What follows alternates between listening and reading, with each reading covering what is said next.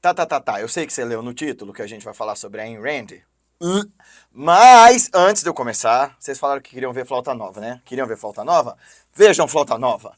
Essa aqui é uma flauta que, olha, um artista olha, um brilhante criador de instrumentos e querido amigo fez pra mim. É uma flauta que o nome é Albar, Matheus. Albar foi o Ralph que fez. Eu vou mostrar pra vocês. Já falei pra vocês que eu não sou um flautista, eu tô aprendendo. Mas ele afinou na afinação das flautas sufis. E assim, se você gosta de instrumentos tradicionais, quenacho e outras flautas nativas americanas, ou mesmo flautas como essa daqui, diferentes que ele fez, com um tipo de afinação para música japonesa, ou mesmo bansuris, clássicos indianos. Cara, o Ralph da flauta nativa é excepcional, ele é simplesmente excepcional. O meu bansuri favorito foi ele que fez, não foi um bansuri que eu comprei na Índia. E essa flauta chegou na semana passada e eu tô abismado. Mesmo um Zé Mané que nem eu que não sabe tocar, eu tô mesmerizado com a beleza do som, né, Matheus? Sim, É bonita demais, não? sim. Diz alguma coisa além de sim? É muito bonito, parece muito a flauta surf mesmo. Agora acho que fala mais perto do microfone que eu não sei se alguém ouviu. Eu disse que o som é muito bonito, é diferente do Mansuri e realmente parece a flauta É Neve. muito louco, né? Parece até que eu sei tocar. Agora então, ó, se quiser saber mais, tem aqui o Instagram deles na descrição do vídeo. Tem aqui, eu mostrei pra vocês já algumas imagens das coisas que ele faz, né? Né, Matheus? Tem umas imagens das coisas que ele faz. Então, mas também tem o site aqui da flauta nativa, então se quiser encomendar uma flauta desse tipo, olha, eu tenho certeza que você vai curtir demais. Ouça essa aqui.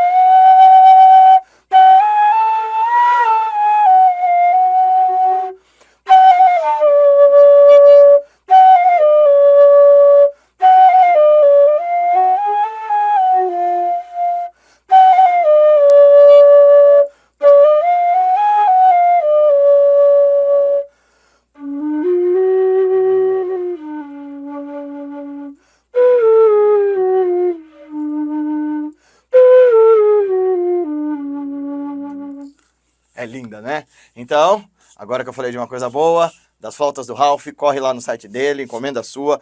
Até porque tocar flauta é muito bom, já falei. Eu nem sei tocar de verdade, mas estou aprendendo e acho terapêutico, transformador, é um exercício de pranayama maravilhoso. Tocar música de qualquer tipo é magnífico, ouvir música é magnífico, mas agora a gente vai falar de uma pessoa que não é magnífica, mas que tem deixado empolvorosa os incels, os nerdola, o pessoal maluco que quer defender o egoísmo como modo de vida, e nós vamos usar de ciência, nós vamos usar de outras formas de filosofia para argumentar contra as ideias bem tacanhas e de moral bastante enviesada da dona Ayn Rand.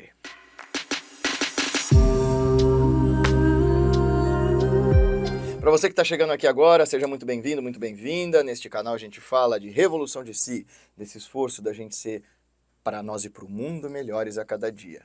E revolução de si tem a ver, embora o nome si remeta a um pressuposto de egoísmo, a um si mesmo que inclui o outro, inclui a natureza, inclui o que é bom, verdadeiro e justo. Então eu fiz essa introdução longa sobre o que é revolução de si, para a gente já partir de um pressuposto que a gente não evolui, não cresce sozinho, e acho que deu para entender por que eu não coaduno muito com os argumentos da Ayn Rand. Mas vamos lá. Se você achar que esse vídeo merece, deixa seu joinha, seu comentário, se inscreve no canal, manda para seus amigos. A Ayn Rand é uma filósofa russa que nasceu na União Soviética e, sem me delongar muito sobre a história dela, embora eu acho que seja sintomático o processo narcísico que ela usou para se revestir, né, e se proteger, né? A história dela a família dela tinha posses, durante a Revolução Russa eles perderam tudo, passaram muita penúria, sofreram bastante, a Ayn Rand conseguiu fugir da União Soviética e se tornou radicalmente contra o regime, uma pessoa radicalmente contra o regime, embora a irmã dela, que tenha ficado lá, não o fosse. A Ayn Rand leu bastante Nietzsche, ela adorava Aristóteles, e a partir das concepções que ela faz, das ideias do processo da ética do Aristóteles, que impõe uma certa bravura, uma certa coragem, e das ideias de heroísmo do Nietzsche, que tinham muito desse processo narcisista, ela concebe uma filosofia calcada no egoísmo. Dos livros dela, confesso, eu li só A Revolta de Atlas. Eu li alguns artigos e assisti um monte de entrevistas dela, eu li alguns artigos acadêmicos na época sobre a filosofia dela, mas nunca me chamou muito a atenção porque eu não achava que ela seria relevante nos nossos tempos, até começar essa enorme discussão da galera ANCAP e né, Incel e essa galera de crenças duvidosas a defenderem-na como a transformadora de um paradigma novo. É curioso, né? Porque boa parte dessas pessoas que querem falar sobre isso são pessoas que se digam cristãs. As pessoas que são ateias e defendem as ideias da Ayn Rand, até acho que, né, dentro do campo da filosofia, você pode defender qualquer ideia. E, de fato, ela vai argumentar com bastante astúcia, ela não é uma idiota, ela sabe produzir as ideias dela, dizendo que, olha, o altruísmo, de certa forma, é o jeito com que os fracos se aproveitam da força dos fortes para se nutrir de algo que eles não merecem, e que o altruísmo, ela coloca nessas palavras, o altruísmo é uma abominação moral, porque você colocar o bem de outro ser na frente do seu é um estado de demência. Curioso, porque na história da filosofia, boa parte dos grandes filósofos vai dizer o contrário. Mesmo Arthur Schopenhauer, com todo o pessimismo dele, vai dizer que aquilo que dá sentido à vida e aquela força indescritível que torna esses dias complicados e essas nossas questões humanas tão feias suportáveis é uma força tal chamada compaixão, que ele chama de uma força metafísica por dizer o seguinte: não existe nada que explique por que é que um cara, vendo uma pessoa quase escorregando em um abismo, e você está ali passando, você se atira para salvar essa pessoa que está se escorregando no abismo, mesmo colocando sua vida em risco. Porque esse primeiro instinto nosso de autopreservação, ele parece que se desliga na hora que a gente vê alguém realmente precisando do nosso socorro, a não ser que você seja um sociopata, né? Então, eu não vou agora pegar trecho a trecho. Eu sei que o nome do livro o nome do vídeo é Refutando a Ayn Rand, mas né, vocês sabem que a internet precisa dessas coisas. Mas eu me lembrei, porque esse livro é um livro de cabeceira meu, A Revolução do Altruísmo, do Mathieu Ricard. Eu me lembrei dos argumentos dele contra a filosofia da Ayn Rand. Ele tem, a partir do capítulo... Ele tem, a partir do capítulo 25, Os Campeões do Egoísmo, todo um trabalho de refutar Ayn Rand, o Freud e mais uma galera. E o legal do Mathieu é que, além de filho de um grande filósofo, o Jean-François Revel, esse cara aqui, e, né, portanto, tendo uma grande capacidade filosófica ele mesmo, ele também é monge budista, e por si só, então, isso tem uma enorme capacidade de dialética, de retórica e de filosofia, porque se você se treinar monge budista tibetano é você ter esse treinamento robusto com filosofia, mas o Mathieu tem a curiosidade de também ser cientista. E antes de eu ler o que o Mathieu Ricard fala para quebrar com as ideias da Ayn Rand, de um governo fundamentalmente diminuto, né, ou de um individualismo crasso, eu quero pegar as ideias dele, do Humberto Maturana e do Satish Kumar, que são 3 pensadores que são brilhantes, para a gente começar a olhar que, assim, a ciência diz coisas bastante diferentes daquilo que a Ayn Rand, por exemplo, vai dizer. Por exemplo, no caso do Maturana, que é um biólogo, ele vai dizer que desde o princípio da vida foi quando uma organela se juntou com a outra. Uma organela que era boa em digerir comida e a outra que era boa em processar essa comida, processar esses nutrientes, foi aí que a vida se tornou viável. E que a história da vida biológica, portanto, se baseia desde a sua gênese em cooperação e colaboração e parceria, não em uma competição voraz, egoísta e individualista. E aí você pega o próprio Mathieu e o Satish Kumar falando sobre a vida simples e que a vida humana depende fundamentalmente da bondade do outro. Como é que a gente consegue conceber uma ideia como a do individualismo? Eu sei que a Ayn Rand, eu já li ela querendo cobrir essa ideia do instinto materno só como se fosse um mero instinto de proliferação da espécie, mas veja só, nós, enquanto espécie, somos bem rudimentares, nós somos bem dependentes uns dos outros. O ser humano é um bichinho bem complicado, ele precisa da mãe e do pai até pelo menos uns 10, 12 anos, né? Isso contando que a pessoa amadureça muito depressa. Tem gente que precisa dos pais até os 40, mas enfim, isso não vem ao caso. Então, a nossa própria história enquanto espécie é uma tal de que a gente se nutre da companhia, da bondade uns dos outros. A história da humanidade deveria ser fundada nessa ideia. Que a Ayn Rand tenha ficado chocada com as contradições e a violência da União Soviética, isso de modo algum invalida a mensagem de todos os grandes pensadores e mestres que dizem que não só a cooperação, a colaboração e, portanto, a empatia e a compaixão e o altruísmo são necessários para a vida humana enquanto tal, porque do contrário será a guerra de todos contra todos, como a gente vê. Não só essa colaboração e essa parceria e esse altruísmo levam ao alívio do sofrimento dos outros, como também, de forma técnica, todos esses caras que eu falei, e incluindo aí também os mestres, vão dizer que o altruísmo nutre nossa consciência de uma felicidade indelével de um outro tipo. O Freud, inclusive, vai argumentar que as pessoas altruístas, na verdade, só fazem suas práticas altruístas por essa recompensa secundária, essa satisfação interna de fazer o bem para o outro. Qual é o crime nisso? Né? Você ficar contente com a felicidade que você produziu na outra pessoa, desde que você tenha consciência disso, onde é que está a contradição? Bom, vamos lá. Vamos usar o Mathieu Ricard para ajudar a gente um pouquinho.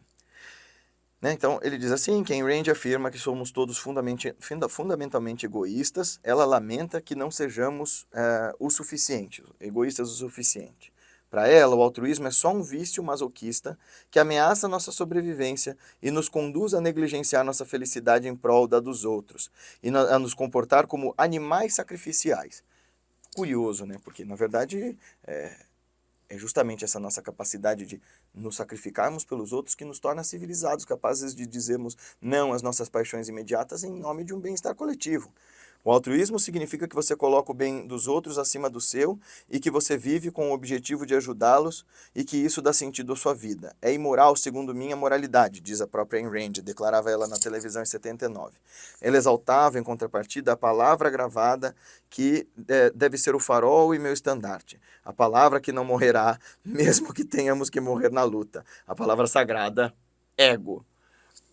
Bem, este é um canal de um yogi, ou de um sadhaka, de um discípulo de yogis. E aqui na nossa tradição, a gente sabe que a fundação do nosso sofrimento vem do egoísmo, do egocentrismo e da egolatria.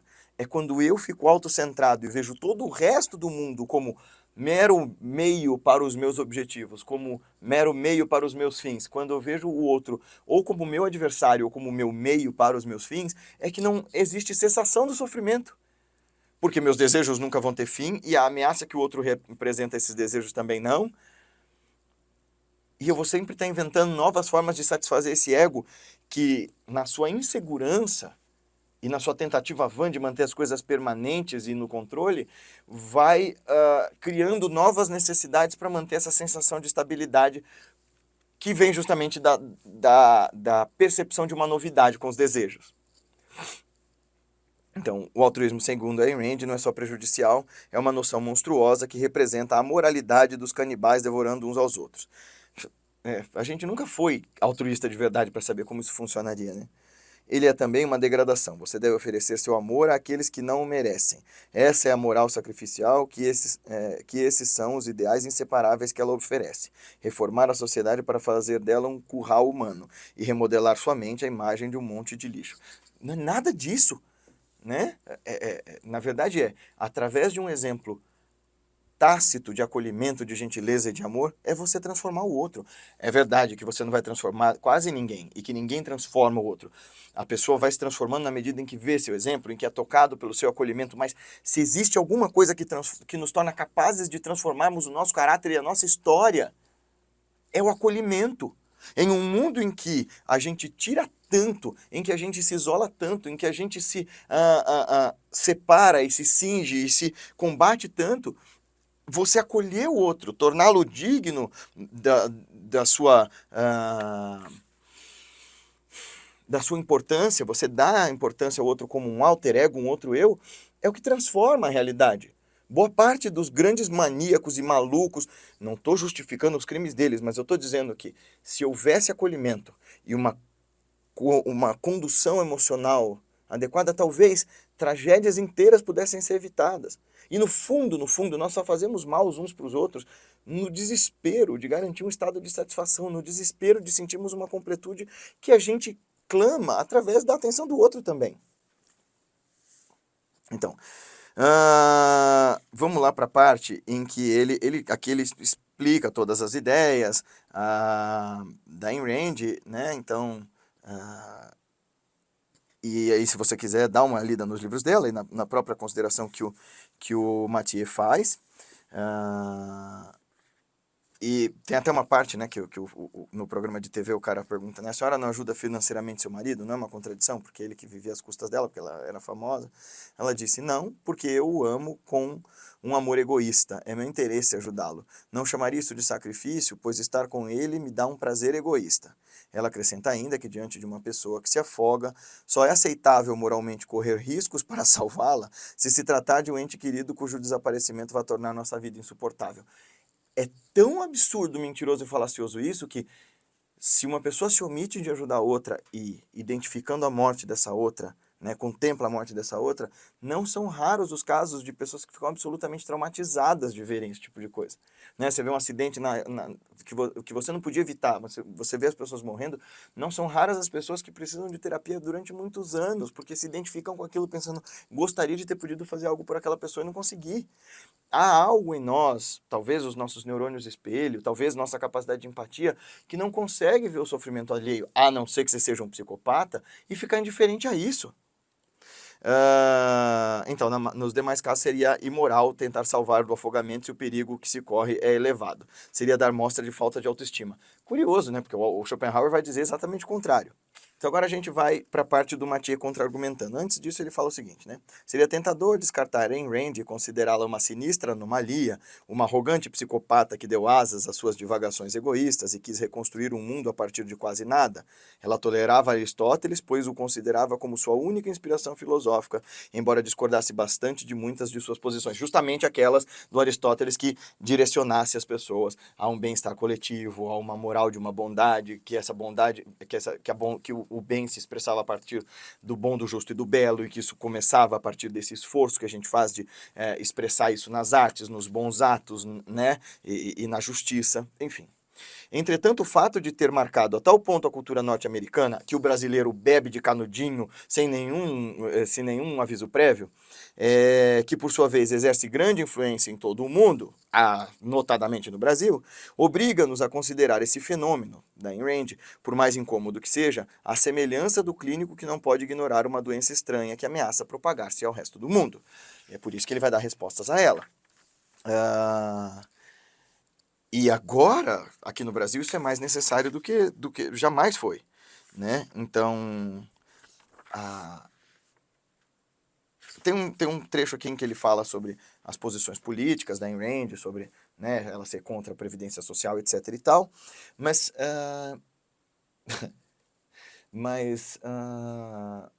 vamos ver agora as respostas que ele dá para ela, porque, de novo, o Mathieu está dizendo isso de um lugar de cientista, de um lugar de monge budista, de um lugar de alguém absolutamente versado intelectualmente.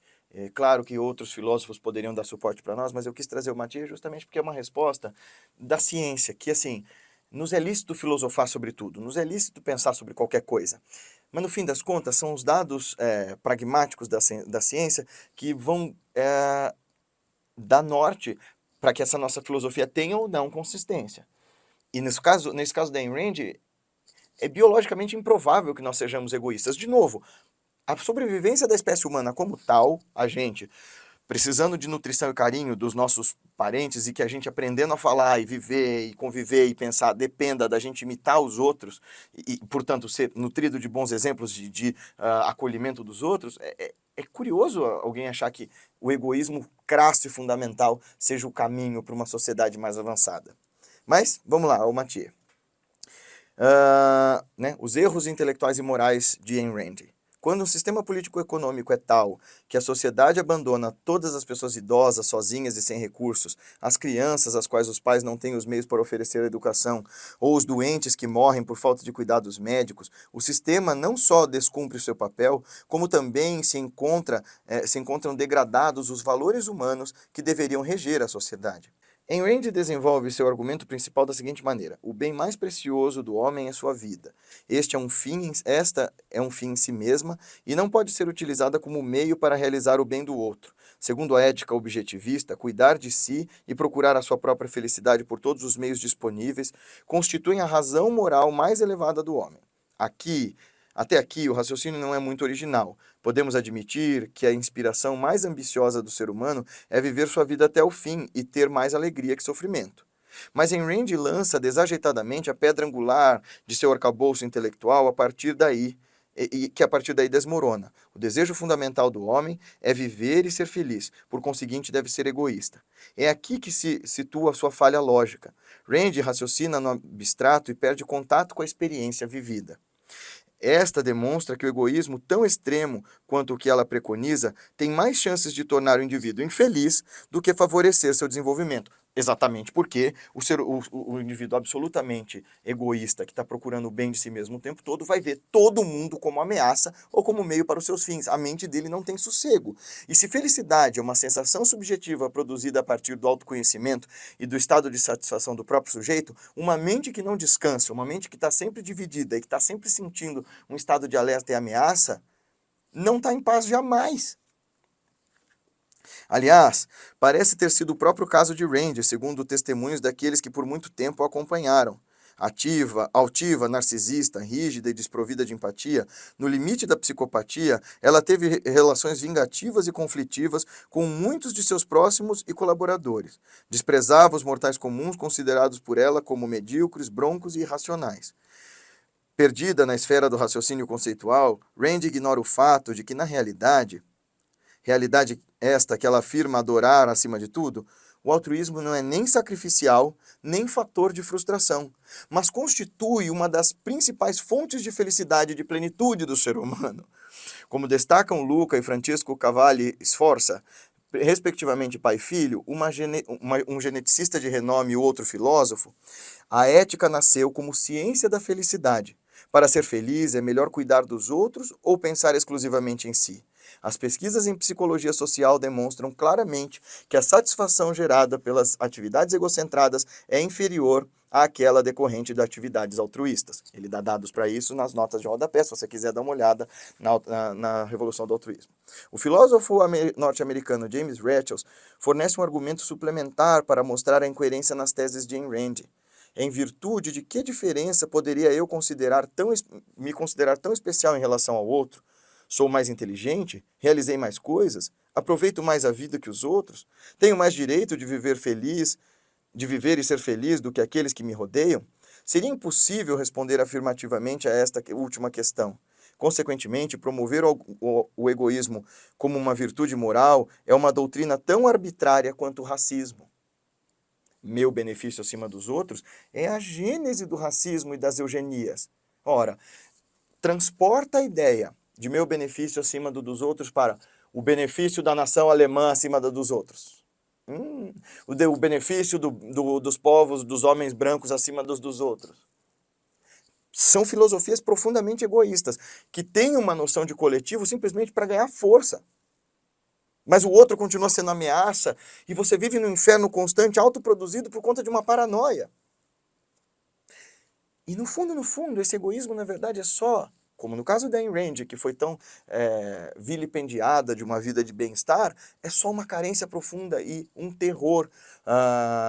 E também uma decepção, no caso dela, porque ela se decepcionou, muito provavelmente, com toda a ideologia soviética, que falava de um bem-estar coletivo, de um bem-estar social, mas que ela não enxergava. A irmã dela enxergava. Eu não estou aqui dizendo que a União Soviética não matou um monte de gente, eu não estou aqui dizendo que a União Soviética não tem contradições, eu estou dizendo, olha que curioso, na mesma família, duas pessoas, duas irmãs, tiveram noções diferentes sobre a experiência do regime. Mas não dá para duvidar que produto da filosofia da Ayn Rand seja o ressentimento. E aqui eu vou abrir um parênteses. A gente vai fazer vários vídeos só sobre ressentimento, porque boa parte dos grandes conflitos da humanidade, boa parte das piores tragédias do mundo, boa parte das grandes cagadas que a gente faz são produtos de ressentimento. Na verdade, devemos nos preocupar com os interesses e com o bem-estar dos outros exatamente pelas mesmas razões que nos fazem preocuparmos com os nossos direitos e aspirações, com as nossas alegrias e sofrimentos. Bom, o resto do capítulo ele vai desconstruir o Freud, porque o Freud fala bastante do egoísmo como uma espécie de virtude, e ele passa o resto desse trecho do livro demonstrando que, assim, são ideias como as da Ayn Rand e do Freud que levaram a gente, né, vocalizar essas ideias egoístas, que são o pior de nós, levaram a gente a esse estado de demência. E agora que a gente está vendo nos governos do mundo inteiro, espectros de extrema-direita, espectros de egoísmo exacerbado, espectros de ideais e ideologias que têm a propriedade como bem supremo e não a vida, é necessário a gente tentar entender a genealogia dessas ideias e começar a combatê-las onde elas nascem.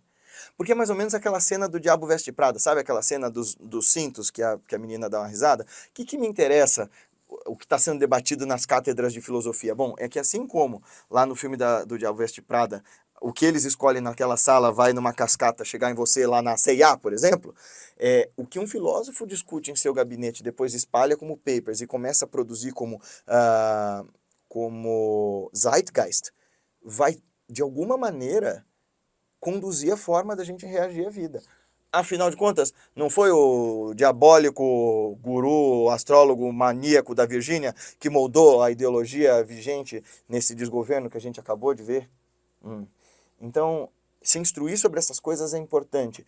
Mas eu acho legal a gente também pegar o que eu tentei passar nesse vídeo, que é, cientificamente falando, do ponto de vista de tudo que a gente tem descoberto a partir da nossa biologia, a partir dos nossos comportamentos sociais, né? Se você estuda todas essas ciências sociais que vão observar o nosso comportamento de grupo, nós não somos fundamentalmente egoístas.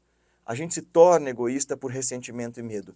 Trabalhar esses ressentimentos e esses medos com terapia, com acolhimento, com meditação, com práticas profundas, talvez seja um jeito de lavar essas nossas feridas e chegar num lugar mais luminoso para as nossas consciências. Desculpa o vídeo grande, mas para falar contra ideias complexas, a gente precisa complexificar o vídeo. Eu sei que falta falar muita coisa, vai ter um monte de gente aí no vídeo dizendo assim, ele não entendeu nada da Ayn Rand.